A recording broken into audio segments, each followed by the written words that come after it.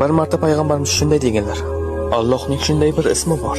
Kim bu ismni duosida ishlatsa, duosi ijobat bo'lmay qolmaydi.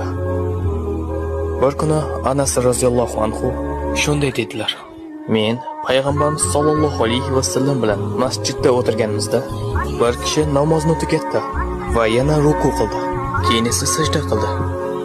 U sajda qilib bo'lgach shunday dedilar: اللهم إني أسألك بأني أشهد أنك أنت الله لا إله إلا أنت الأحد الصمد الذي لم يلد ولم يولد ولم يكن له كفوا أحد.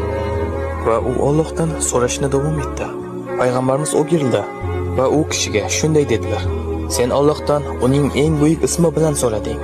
Agarda kimdir Allohdan shu ism bilan iltijo qilsa, Alloh unga javob beradi.